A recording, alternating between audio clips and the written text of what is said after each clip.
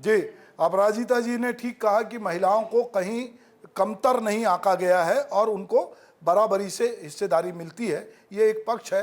आपका हर आदमी का अपना अपना एक अनुभव संसार होता है और वो अपने अनुभव से बहुत सारी चीज़ें बात करती। पर बहुत सारी महिलाएं ऐसी भी होती हैं जिनको ये लगता है कि उनकी जिस तरह से उपस्थिति होनी चाहिए, घर में एक निर्णायक भूमिका होनी चाहिए।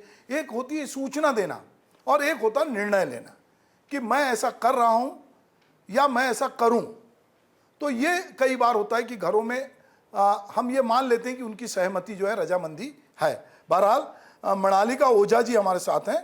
वो साहित्यकार हैं और वो नौकरी भी करती हैं, बहुत कविताएं भी लिखती हैं। तो मृणालिका जी, मैं चाहूँगा कि आप भी अपनी बात इस पे रखें। सुभाष जी और सभी साथियों को नमस्कार।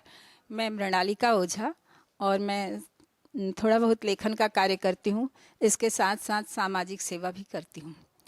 अब महिलाओं की भागीदारी की बात है तो मुझे ऐसा लगता है जैसा कि आंकड़ों के हिसाब से लगभग 70% महिलाएं जो हैं अब साक्षर हो गई हैं।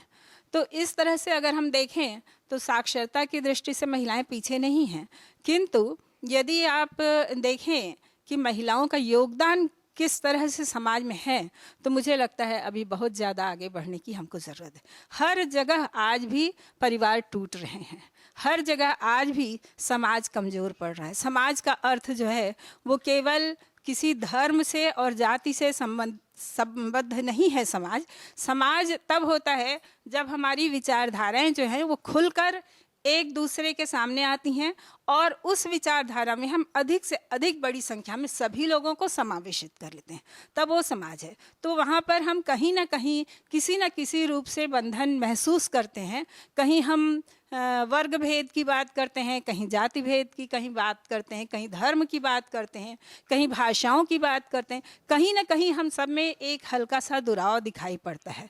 तो इसलिए मुझे लगता है कि सामाजिक क्षेत्र में महिलाओं का बहुत ज़बरदस्त भागीदारी अभी भी बाकी है और जिस दिन ये भागीदारी महिलाएं जो हैं वो जागरूक होकर निभा लेंगी, उस दिन हमारे देश को आगे बढ़ने से कोई नहीं रोक सकता।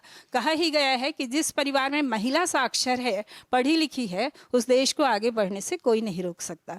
तो बहुत ज़रूरी ये है कि महिलाएं कुटुंब का अर्थ केवल अपने परिवार के सदस्यों तक सीमित न रखें। महिलाएं धर्म का अर्थ भी केवल किसी खास धर्म, हिंदू धर्म या मुस्लिम धर्म या जैन धर्म तक सीमित न रखें। महिलाएं जो हैं वो सारी विचारधाराओं को अपने परिवार के बच्चे, छोटे से छोटे बच्चों के भीतर इन चीज़ों को समावेशित करें कि हर मनुष्य मनुष्य है, कि हमें हर व्यक्ति के प्रति समान रूप से उदारता अपनानी चाहिए, हर व्यक्ति के प्रति हमारा स्नेह और आत्मीयता होनी चाहिए।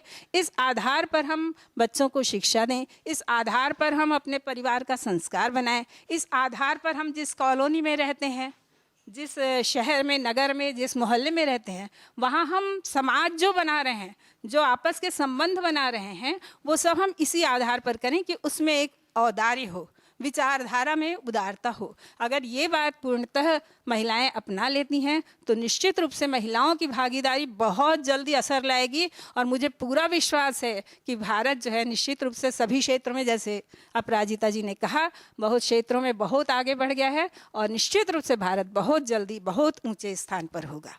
धन्यवाद।